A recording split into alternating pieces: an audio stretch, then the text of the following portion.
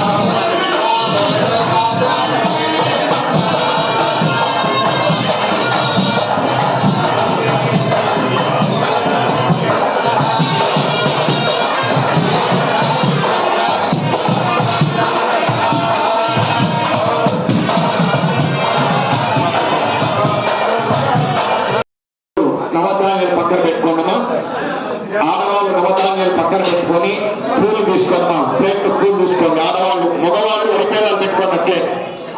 మగవాళ్ళు వరిపేలాలు అలానే ఉంచుకోండి. ఆడవాళ్ళ మటుకు ప్లేట్ లో పూలు పెట్టుకోనమ్మా. అక్కడ ఉండేటువంటి కార్యకర్తలు ఉభయదారులకు హోమంగా కూర్చున్న ఆడవాళ్లకు పూలు ఒక ప్లేట్ లో పెట్టివ్వండి. ఆ పూలలో అభిగానం చేయండి, నెయ్యిని అభిగానం చేయండి. ఆ పూల మీద అభిగానం చేయండి నెయ్యి.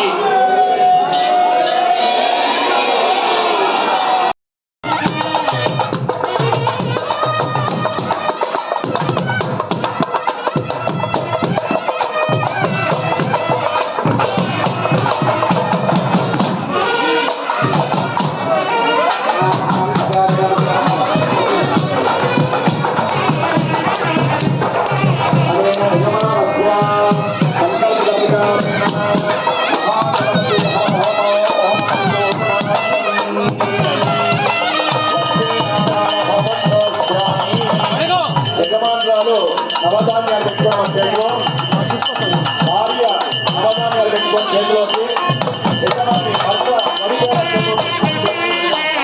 ఓం నమో నారాయణాయ చెప్పుకుంటూ నవధాన్యాలు 3 వేల పరిమాణంతో వేయాలి. హోమంలో స్వాహాకారం స్వాహా చెప్పేటప్పుడు హోమంలో వేయాలి. అందరూ కూడా గమనించండి.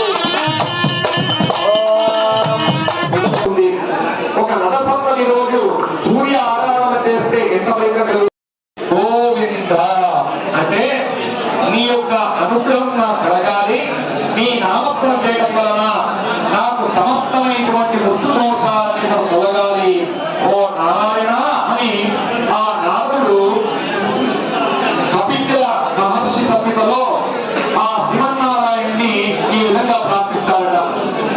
ఈ గోవింద అనేటువంటి పదానికి ఎంత అర్థం ఉందంటే, ఒక యజ్ఞము యాగము ఒక చేస్తే ఎంత ఫలితం కలుగుతుందో ఈ వైకుంఠంలో శ్రీమన్నారాయణుడి యొక్క నామాన్ని ఎవరైతే అష్టాక్షరి మంత్రం, దాని అష్టాక్షరి మంత్రం అయ్యా మాట్లాడదండి ఓం నమో నారాయణాయ అనేటువంటి అష్టాక్షరి మంత్రం వలన గ్రహాల్లో 9 నవగ్రహాలు, సూర్యుడు, చంద్రుడు, అంగారకుడు, బుధుడు, బృహస్పతి అంటే గురువు, శుక్రుడు, శనేశ్వరుడు, రాహు, కేతువు.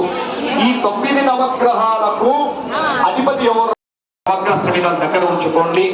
స్వాహకారం చెప్పేటప్పుడు ఓం సూర్యగ్రహాయ నమః అని చెప్పుకుంటూ ఆ హోమంలో ఆ నవగ్రహ సమిధ వేసుకుంటూ రండి. ఒకసారి కార్యకర్తలు ఒకసారి గమనించండి, కూర్చున్న వాళ్లకు ద్రవ్యాలు ఉన్నాయా లేవని ఒకసారి గమనించండి అందరూ కూడా. ఓం ఇదక్రమే త్రేదానిదే పదం సమోధమస్యవాగం సురే ఆ సత్యేన సామర్థమానో నివేశమంత్య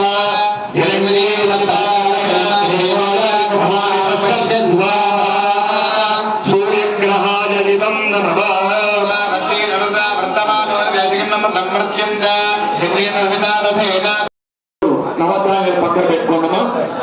ఆడవాళ్ళు మగవాళ్ళు పక్కన పెట్టుకొని పూలు తీసుకున్నాం. ప్లేట్ పూలు తీసుకోండి. ఆడవాళ్ళు మగవాళ్ళు వరిపేలాలు పెట్టుకోండి.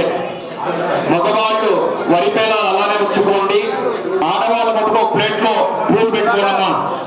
అక్కడ ఉండేటువంటి కార్యకర్తలు ఉభయదారులకు హోమంగా కూర్చున్న ఆడవాళ్లకు పూలు ఒక ప్లేట్ పెట్టివ్వండి. ఆ పూలలో అభిగానం చేయండి. నెయ్యిని అభిగానం చేయండి.